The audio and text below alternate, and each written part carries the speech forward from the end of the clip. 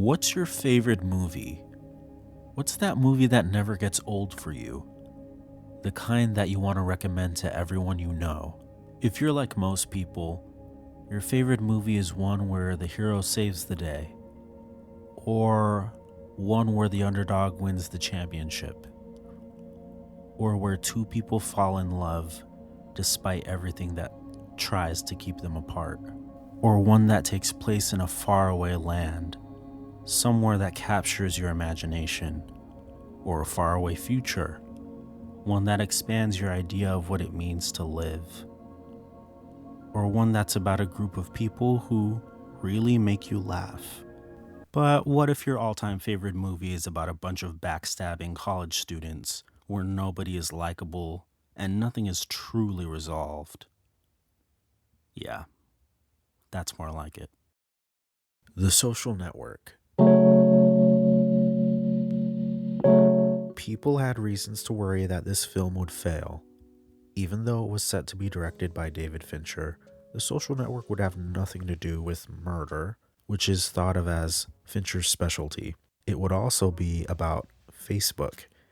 People forget this, but at the time, even though it was steadily gaining popularity, social media was thought of as something juvenile, vain, and a waste of time.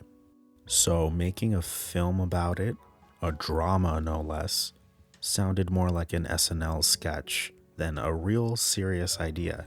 On top of all this drama was set to star Jesse Eisenberg, who came off more like the guy you call for your movie when Michael Cera is too busy, rather than a skilled, dramatic actor.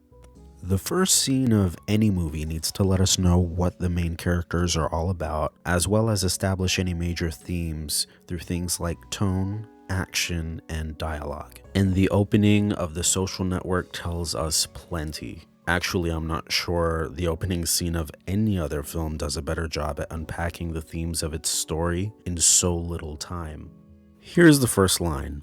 Did you know there are more people with genius IQs living in China than there are people of any kind living in the United States? Zuckerberg's little piece of trivia here is a statement of comparison, and not just any kind of comparison, but one about intellect, which is Zuckerberg's strength. Comparison of his own intellectual capacity versus other characters ends up being a big thing that drives him throughout the story. On the other hand, I do like guys who rope crew. Well, I can't do that. I was kidding. Now, this part is telling us what he's not. For all his smarts, Zuckerberg is not big or physically strong, but there's an implicit threat that Erica Albright might be into that kind of guy, one who rows crew, versus someone with his attributes. You've seen guys who row crew, right? No. Okay, well, they're bigger than me. They're world-class athletes. And a second ago, you said you like guys who row crew, so I assumed you had met one. I guess I just meant I like the idea of it. You know, the way a girl likes cowboys. Okay. Here lies Mark's problem, told through the earlier part about Chinese IQs, that he wants to stand out at Harvard, but he doesn't know how. One way is to get into a final club, and he clearly knows about the different clubs. Phoenix is the most diverse. The Fly Club, Roosevelt Punched the Pork. Which one? The Porcellian, the Pork, it's the best of the best. Which Roosevelt? Theodore. Is it true that they send a bus around to pick up girls who want to party with the next Fed chairman? So you can see why it's so important to get in. But they're very exclusive, and you don't choose them, they choose you. And he doesn't know what to do to stand out. To answer this dilemma, Erica says, Which is the easiest to get into? Why would you ask me that? I was just asking. None of them. That's the point. Mark takes offense to this. He likes a challenge, and he admires excellence, so much so that he doesn't seem comfortable with knowing that someone else is doing the same thing he's doing, but better. Our thing is cool and popular, and Harvard Connection is lame. My friend Eduardo made $300,000 betting oil futures one summer, and Eduardo won't come close to getting in. The ability to make money doesn't impress anybody around here. Must be nice. If that's true, then accumulating wealth will not be the answer to Mark's problem of not standing out either. This scene is not just about a nerdy guy who gets dumped at a bar. It's about all the major ways we gain power or status in our society. The major characters in the movie all represent something that Mark could lose or something he just doesn't have. Eduardo Saverin represents the fulfillment of actually being popular while being good at computing. The Winklevoss twins represent the brawn that he lacks.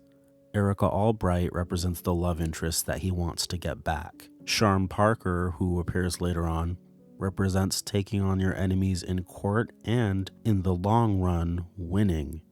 This is a real running theme given all the depositions. Is it worth it to lose to your enemies now in order to prosper more than they ever will later? Here's another theme. Who does the idea of Facebook belong to? As much as they try, the Winklevosses cannot formally find a rule that Mark Zuckerberg broke according to the student handbook in the process of conceiving Facebook.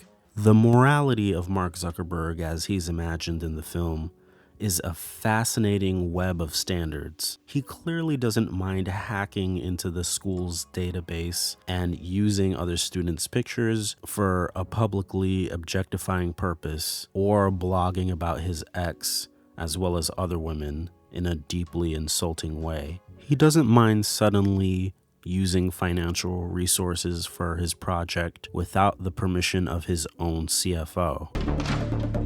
Hey Mark, I need a dedicated Linux box running Apache with a MySQL backend. It's going to cost a little more money. How much more? About 200 more. Do we need it? Gotta handle the traffic. Do it. Already did.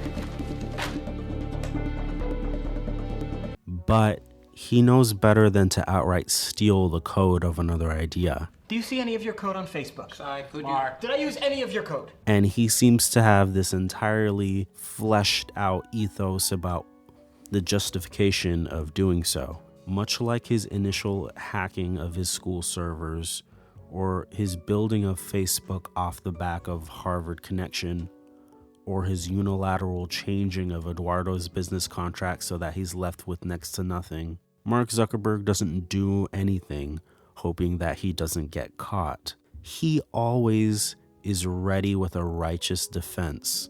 Conventional wisdom about TV and film tell us that, especially for mainstream entertainment, the audience needs to have a likable character to identify with, or else they'll be too put off to stick with him or her for the long haul. I do not believe every main character needs to be likable, and Mark Zuckerberg sure isn't. But I think the film pulls off making him a successfully written character anyway, partly because of his backbone, because of the way that he has a clear and firm justification for his actions. In a strange way, it's commendable, even if he is still not likable. Let's call this moral fortitude. How else does a character get away with not being likable?